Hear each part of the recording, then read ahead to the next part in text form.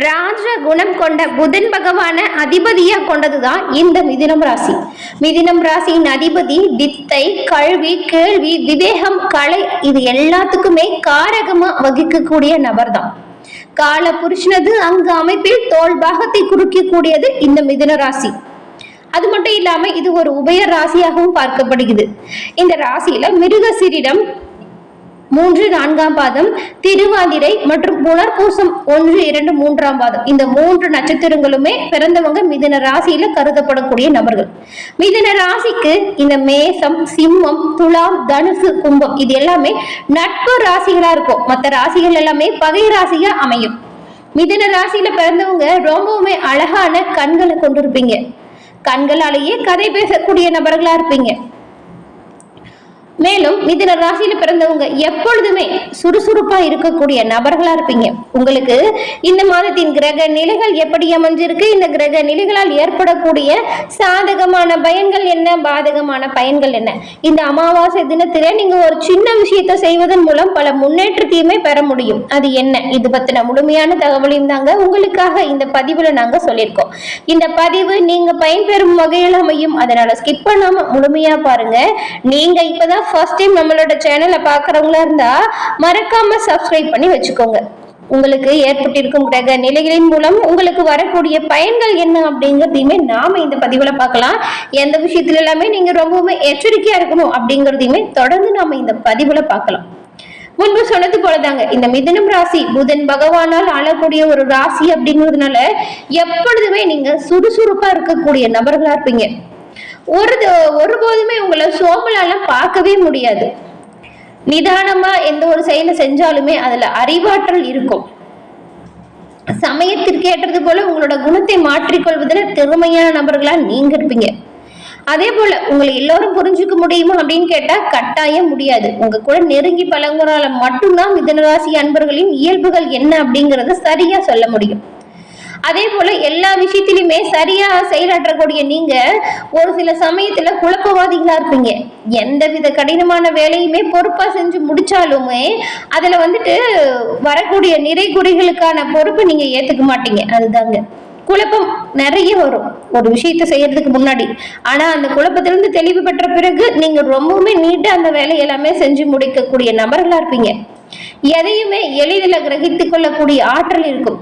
கோமாளி போலவும் ஏமாளி போலவுமே நடந்துக்கிட்டாலுமே எல்லார்கிட்டையுமே நயமா நம்பும்படி பேசி உங்களோட காரியத்தை நீங்க சாதிச்சுக்குவீங்க. மிதுன ராசிக்காரங்க மற்றவங்க கிட்ட எவ்வளவு எளிதில நட்பு வச்சு கொள்ள முடியுமோ அவ்வளவு எளிதுல தொடர்பையுமே கட் பண்ணிடுவாங்க. தயங்கவும் மாட்டாங்க. அவங்களுக்கு பிடிக்கல அப்படின்னா அந்த ஃப்ரெண்ட்ஷிப்பை முறியடிச்சுக்குவாங்க. தனக்கு பிடிக்காதவங்களுக்கு துன்பம் ஏற்பட்டால் அதனால அதிக சந்தோஷப்படக்கூடியவங்களாவும் நீங்க இருப்பீங்க. மற்றவங்களை கண்டா கேலி செய்யறது உங்களுக்கு ரொம்பவுமே பிடிக்கும்.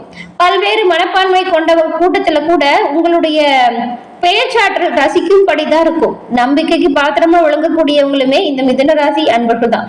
உங்களோட விளையாட்டுத்தனம், இந்த குழந்தைத்தனமான பேச்சு அப்படிங்கிறது எல்லாராலையுமே ஒரு பாராட்டு பெறக்கூடிய வகையில தான் இருக்கும். மிதுன ராசி அன்பர்கள் கிட்ட என்ன நிறைய நற்குணங்கள் இருக்கு அப்படின்னு கேட்டா வச்சுக்கோங்களேன், எவ்வளவு ஒரு மற்றவங்களை கேலி செய்யறது இதெல்லாமே ஒரு விளையாட்டா தான் இருக்கும். ஆனா ஒரு பணிகளை இவங்களை நம்பி கொடுத்துட்டா அது கண்ணும் கருத்துமாகவும் தீவிரமாகவும் செயலாற்றக்கூடிய நபர்களா இந்த மிதுன ராசியை சேர்ந்து நீங்க இருப்பீங்க.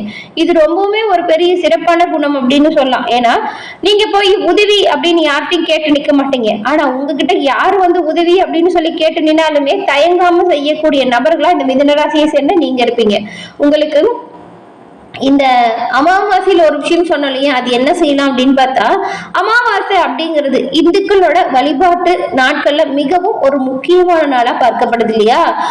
எப்படி ஒரு மாதத்துல மற்ற அனைத்து நாட்களுமே தெய்வ வழிபாட்டிற்குரியது அப்படின்னு எல்லோருக்குமே தெரியும். அமாவாசை திதி அப்படிங்கிறது முன்னோர் வழிபாட்டிற்குரிய நாளா கருதப்படுது. இந்த நாள்ல புனித நீராடுவது, முன்னோர்களுக்கு எள்ளும் தண்ணீரும் வைக்கிறது, இந்த தர்ப்பணம் வச்சு கொடுக்கறது, தான தர்மங்கள் செய்வது, குறிப்பா ஏழை எளிய நபர்களுக்கு அன்னதானம் செய்கிறது, இது ரொம்பவுமே சிறப்பான பயன்களையும் நல்ல ஒரு முன்னேற்றத்தையும் கொடுக்கும். அது மட்டும் இல்லாம காகத்திற்கு எல் சாதம் கலந்து வைத்து நீங்க முன்னோர்களின் ஆசி பெற உதவக்கூடிய ஒரு சிறப்பான வழிபாடாகவும் இது பார்க்கப்படுது. ஏன்னா காகங்கள் யமலோகத்தில் இருக்கக்கூடிய முன்னோர்களின் பிரதிநிதியாக பூமிக்கு வந்து நாம இருக்கக்கூடிய உணவை உண்பது அப்படிங்கிறது ஒரு ஐதீகமா பார்க்கப்படுது. அதனாலதான் அமாவாசை தினத்துல பெரியவங்களுக்கு தர்ப்பணமும் காக்கைக்கு எள் கலந்த சாதம் வைக்கிறதும் ரொம்பவுமே சிறப்பான ஒரு பரிகாரமா பார்க்கப்படுது. மிதுன ராசி அன்பர்கள் இதை தொடர்ந்து செய்து வருவதன் மூலம் உங்களோட வாழ்க்கையில் வரக்கூடிய அனைத்து கஷ்டங்களுமே தீரும். முன்னோர்களின் பரிபூர்ண அருளும் உங்களுக்கு கிடைக்கும். மேலும் புதன்கிழமையில நாராயணன் வழிபாட இந்த மிதுன ராசி அன்பர்கள் செய்து வருவதன் மூலம் உங்களோட வாழ்க்கையில எண்ணற்ற நல்ல பயன்களை நீங்க பெற முடியும். உங்களுக்கு நாராயணன் பிடிக்கும் என்றாலும் ஓம் ஸ்ரீ ரங்கநாதா போற்றி அப்படிங்கிற மந்திரத்தை 3 முறை பதிவிடவும் செய்யுங்க. ஸ்ரீ ரங்கநாதரின் அருளால் மிதுன ராசி அன்பர்களுக்கு உங்களோட வாழ்க்கையில நடக்கக்கூடிய அனைத்து விஷயங்களுமே நல்லதா நடக்க வாழ்த்துக்களையும், மேலும் நீங்க நினைக்கக்கூடிய நல்ல விஷயங்கள் கூடிய விரைவில் கிடைக்கவும் இறைவனிடம் பிரார்த்தனையும் உங்களுக்காக நாங்க செஞ்சுக்கிறோம். இந்த மாதத்தின் கிரக நிலைகளால் மிருகசீரிடம் திருவாதிரை புனர்பூசம் உங்களுக்கு என்ன மாதிரியான பலன்கள் உண்டாக போகுது அப்படிங்கிறத பார்க்கலாம். ஒரு நிம்மதியான பெருமூச்சு விட முடியுமா, ரொம்பவும் கஷ்டம் கவலைன்னு சொல்லி எப்பதான் நல்ல முன்னேற்றம் வரும் அப்படின்னு காத்துட்டு இருந்த மிதுன ராசி அன்பர்களுக்கு இன்னும் வரக்கூடிய காலகட்டத்தில் கிரக நிலைகளின் மாற்றங்கள் எப்படி அமையும் அப்படின்னு பார்த்தா, உங்களோட ராசிக்கு 10ல் 4 கிரக சேர்க்கை அமைய போகுது. இது மிதுனத்திற்கு மிகவும் சாதகமான ஒரு அமைப்பு அப்படின்னு கூட சொல்லலாம். குடும்ப உறவுகள்ல ஒருவரின் பேச்சிற்கு மற்றவங்க கட்டுப்பட போறீங்க.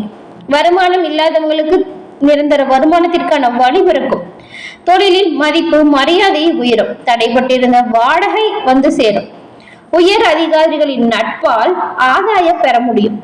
வியாபாரிகளுக்கு முதலீடுகள் அதிகரித்து தொழில மந்தம், பொருளாதார பிரச்சனை, மன கஷ்டம் இது எல்லாமே மாறக்கூடிய யோகம் இருக்கு. அது மட்டும் இல்லாம வேலை பார்த்த இடத்தில் உங்களை சிரமப்படுத்தியவங்க கை தாழ்ந்து உங்கள் கை ஓங்கி காணப்படும். பெண்கள் பிறந்த வீட்டிற்கும் புகுந்த வீட்டிற்கும் பெருமை சேர்க்கக்கூடிய வாய்ப்பு அமையும். விலகி சென்ற உறவுகள் உடன் பிறந்தவர்கள் மீண்டும் வந்து இணைவாங்க. சிலரோட காதல் எல்லாமே அந்த விவகாரம் தெரிந்து காதல் திருமணத்தில் முடியக்கூடிய வாய்ப்பை நீங்க பெற போறீங்க. அது மட்டும் இல்லாம உங்களுக்கு இந்த மாதம் புதிய சொத்து சேர்க்கையுமே ஏற்பட போகுது. வீடு கட்டுறது, புதிய இடம் வாங்குறது போன்ற சுப செலவுகள் உண்டாகும். தந்தையின் அன்பும் ஆதரவும் உங்களுக்கு நிம்மதியை கொடுக்கும். குழந்தைகளாலுமே நன்மை பிறக்கும். கடன் வாங்குறது தவிர்ப்பது ரொம்பவுமே நல்லது. அதே போல புதன்கிழமையில காமாட்சி அம்மனை வழிபடுறதுமே மிதுனராசி அன்பர்களுக்கு உங்களோட வாழ்க்கையில முன்னேற்றம் தரும் ஒரு வழிபாடா அமையும். புதன்கிழமையில நாராயணன் வழிபாடும் மகாலட்சுமி அன்னையின் வழிபாடும் மிதுனராசி அன்பர்களுக்கு நல்ல ஒரு முன்னேற்றத்தை கொடுக்கும். ஞாபகம் வச்சுக்கோங்க. மிதுன ராசியில் இருக்கக்கூடிய மிருகசீரிடம் நட்சத்திரக்காரங்களுக்கு செவ்வாய் தனவாக்கு குடும்ப சாந்தியில் சஞ்சாரம் செஞ்சிருக்கிறதுனால நெருக்கடிகளை அவ்வப்போது ஏற்படுத்தினாலுமே ஒன்றில் உச்சமா சஞ்சரிக்கக்கூடிய சூரியன் உங்களோட நிலையில் வரக்கூடிய கஷ்டத்திற்கான மாற்றத்தை ஏற்படுத்த போறார். பெரிய திட்டங்களை தீட்டி அதில் வெற்றியை காண்பீங்க. முடங்கி கிடந்த தொழில நல்ல ஒரு முன்னேற்றத்தை பார்ப்பீங்க. ஏற்றுமதி இறக்குமதி தொழில் நல்ல ஒரு லாபத்தை கொடுக்கும். கூட்டு தொழிலில் இருந்த சங்கடங்கள் காணாமல் போகும். திருவாதிரை நட்சத்திரக்காரங்களுக்கு முதலிடத்தை எந்த விஷயத்திலயுமே நீங்க தான் இருக்கணும் அப்படின்னு நினைப்பீங்க. உங்களுக்குமே இந்த மாதம் கொஞ்சம் முன்னேற்றம் இருக்குங்க.